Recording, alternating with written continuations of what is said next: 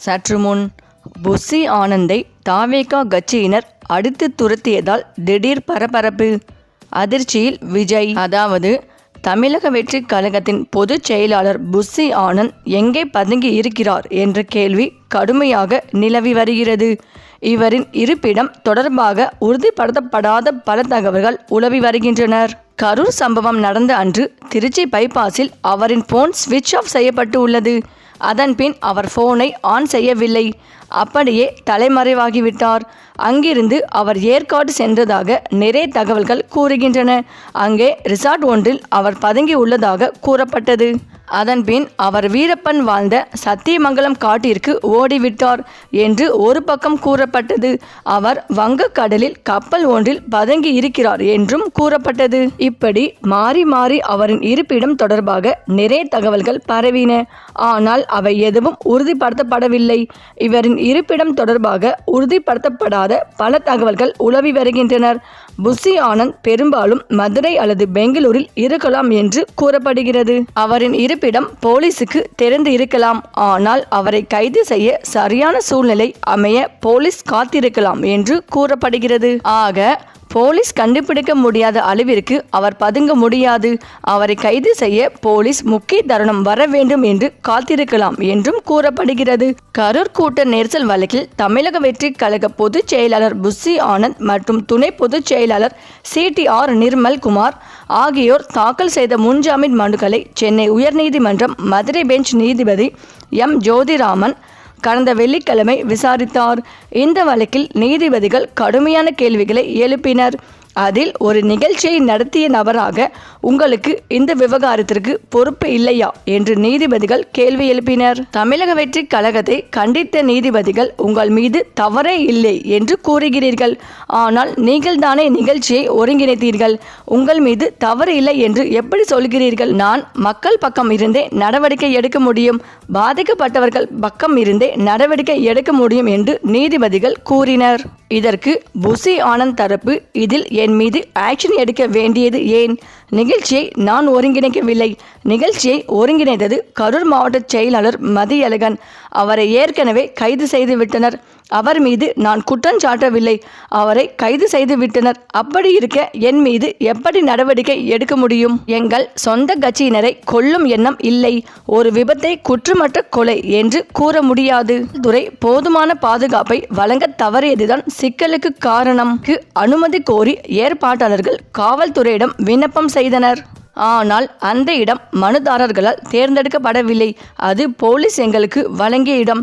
இதற்கு பின் ஒரு தீய நோக்கம் இருப்பதாக நினைக்கிறோம். கூட்டம் அதிகமான போது கூட்டத்திற்குள் சில குண்டர்கள் நுழைந்தனர். அவர்கள் கைகளில் ஆயுதங்களை வைத்து இருந்ததாக மக்கள் குற்றச்சாட்டு வைக்கின்றனர். திட்டமிட்டு இதில் அசம்பாவிதம் செய்துள்ளனர் என்று வாதம் வைத்தனர்.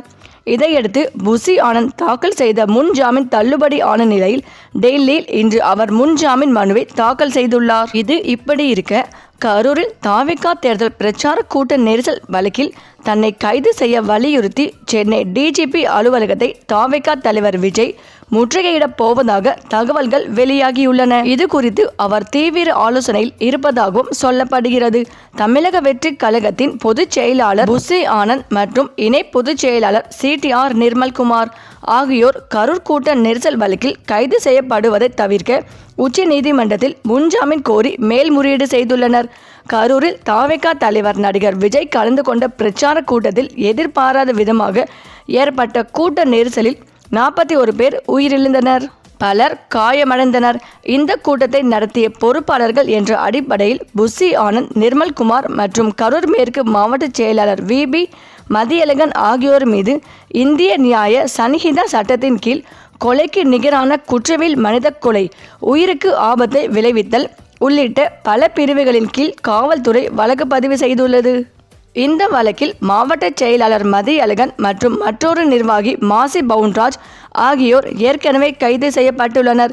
புஸ்ஸி ஆனந்த் மற்றும் நிர்மல்குமார் தலைமறைவாக உள்ளனர். அவர்களை கைது செய்ய தனிப்படைகள் அமைக்கப்பட்டுள்ளன.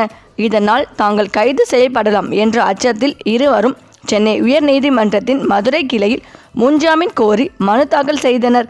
கூட்ட நெரிசலானது திட்டமிட்ட செயல் அல்ல, அது ஒரு விபத்து. தங்கள் கட்சி தொண்டர்களை கொல்லும் எண்ணம் எங்களுக்கு இல்லை. கூட்டத்தை கட்டுப்படுத்துவதற்கான முழு பொறுப்பும் அரசுக்கும் போதிய பாதுகாப்பு அளிக்க தவறிய காவல்துறைக்குமே உள்ளது. கூட்டம் கட்டுக்கடங்காமல் போனதற்கு காவல்துறை நடத்திய தடியடியே காரணம். அனுமதியை மீறி கூட்டம் நடத்தப்பட்டது. அனுமதிக்கப்பட்ட எண்ணிக்கையை விட மிக அதிகமானோர் திரண்டனர். நீண்ட நேரம் காத்திருந்தாலும் போதிய குடிநீர், கழிப்பறை வசதிகளை ஏற்பாட்டாளர்கள் வழங்காததாலும் பலர் சோர்வடைந்தனர். கட்சி தொண்டர்கள் பொறுப்பற்ற முறையில் நடந்து கொண்டதால் தான் நெரிசல் ஏற்பட்டது. சம்பவம் நடந்த இடத்தில் இருந்து கட்சி தலைவர்கள் ஓடிவிட்டனர். வழக்கை விசாரித்த நீதிபதி, இந்த சம்பவம் நீதிமன்றத்தின் மனசாட்சியை கலங்கடிக்கிறது. உயிர்கள் பலியானது மிகவும் தீவிரமான விஷயம். விசாரணை ஆரம்ப நிலையில் உள்ளது. மேலும் உயிரிழந்தவர்களின் குடும்பங்களின் நிலைமையை நீதிமன்றம் கருத்தில் கொள்கிறது என்று கூறி இருவரின் முன்ஜாமீன் மனுக்களையும் தள்ளுபடி செய்து உத்தரவிட்டார். இந்த சம்பவம் குறித்து முழுமையாக விசாரிப்பதற்காக மூத்த IPS அதிகாரி தலைமையில் சிறப்பு புலனாய்வு குழு ஒன்றை அமைத்து உத்தரவிட்டது. விஜய் மற்றும் தாவேகா நிர்வாகிகள் சம்பவ இடத்தில் இருந்து ஓடிவிட்டதை கண்டித்தது.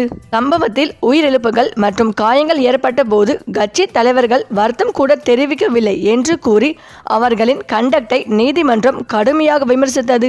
சாலைகள் மற்றும் தேசிய நெடுஞ்சாலைகளில் அரசியல் கட்சிகள் பொது கூட்டங்கள் நடத்த தற்காலிகமாக தடை விதித்தும் உத்தரவு பிறப்பித்துள்ளது. உயர்நீதிமன்றத்தின் முன்ஜாமீன் மறுக்கப்பட்டதை தொடர்ந்து புஸ்ஸி ஆனந்த் மற்றும் நிர்மல் குமார் இருவரும் கைது நடவடிக்கையில் இருந்து விலக்கு பெற உச்சநீதிமன்றத்தை நாடி மேல்முறையீடு மனு தாக்கல் செய்துள்ளார்கள். உச்சநீதிமன்றத்தின் இந்த மனு விரைவில் விசாரணைக்கு வரும் என எதிர்பார்க்கப்படுகிறது. விஜய் மீது நடவடிக்கை எடுக்காதது ஏன் என சென்னை உயர்நீதிமன்றம் கேள்வி எழுப்பிய நிலையில் கைது நடவடிக்கையை எதிர்கொள்ள அவர் தயாராக இருக்கிறாராம். உச்சநீதிமன்றத்தின் ஒருவேளை புஸ்ஸி ஆனந்துக்கும் நிர்மல் குமாருக்கும் முன்ஜாமீன் கிடைக்காத பட்சத்தில் சென்னை DGP அலுவலகத்தை முற்றுகையிட்டு தன்னையும் கைது செய்யுங்கள் என விஜய் முறையிடப் போவதாக தகவல்கள் வெளியாகியுள்ளன. இந்த நிலையில் கரூர் கூட்ட நெரிசலில் சிக்கி 41 பேர் பலியான 10 நாட்கள் ஆன நிலையில் அவர்களின் 20 குடும்பத்தினருடன் விஜய் வீடியோ காலில் நேற்று மாலை முதல் பேசி ஆறுதல் தெரிவித்து வருவதாக தகவல்கள் வெளியாகியுள்ளன. அந்த 20 பேரின் வீடுகளுக்கு சென்ற தாவேகா நிர்வாகிகளின் போனில் விஜய் வீடியோ காலில் வந்து பாதிக்கப்பட்டவர்களுக்கு ஆறுதல் தெரிவித்தார். பாதிக்கப்பட்டவர்களிடம் விஜய் பேசுகையில், உங்களது இழப்பு ஈடு செய்ய முடியாத ஒன்று. உங்களில் ஒருவனாக நான் துணையாக இருப்பேன். எதற்கும் கவலைப்பட வேண்டாம். விரைவில் நேரில் வந்து சந்திக்கிறேன் என தெரிவித்து வருகிறார். மேலும் விஜய் வீடியோ கால் மூலம் பேசுவதை வீடியோவாகவோ போட்டோவாகவோ எடுக்க வேண்டாம் என நிர்வாகிகளுக்கு விஜய் உத்தரவிட்டுள்ளார். அதேபோல் நிர்வாகிகளும் விஜய் பேசியது குறித்து யாரிடமும் பகிர வேண்டாம் என பாதிக்கப்பட்ட குடும்பத்தினரிடம் வேண்டுகோள் விடுத்துள்ளார்கள். இவ்வாறு ஓரிரு நாளில் 41 பேரிடமும் விஜய் வீடியோ காலில் பேசி முடிப்பார் என சொல்லப்படுகிறது. இந்த நிலையில்தான் கரூர் சம்பவத்திற்கு பிறகு தலைமறைவாக இருந்த புஸ்ஸி ஆனந்தை ரகசியமாக சந்தித்து பேசி இருக்கிறார்கள். அப்போது நிர்வாகிகளை காவல்துறையிடம் இருந்து காப்பாற்றாமல் நீங்கள் மட்டும் தலைமறைவாக இருக்கலாம் என்கின்ற மோதல் ஏற்பட்டு இரு தரப்பினருக்கும் இடையே அடிதடி ஏற்பட்டதாகவும் அதன் பிறகு புஸ்ஸி ஆனந்தை ஒரு சில நிர்வாகிகள் கை நீட்டி அழுததால் பரபரப்பு ஏற்பட்டது. உடனே மற்ற நிர்வாகிகள் தடுத்து நிறுத்தியதாகவும் தற்போது தகவல்கள் வெளிவந்து கொண்டிருக்கிறது. சரி, இந்த வீடியோ பற்றிய உங்கள் கருத்துக்களை கமெண்ட்ல சொல்லுங்க. மேலும் இந்த வீடியோ உங்களுக்கு பிடித்திருந்தால் லைக் பண்ணுங்க, ஷேர் பண்ணுங்க, மறக்காம நம்ம சேனலை சப்ஸ்கிரைப் பண்ணிக்கோங்க. தேங்க்ஸ் ஃபார் வாட்சிங்.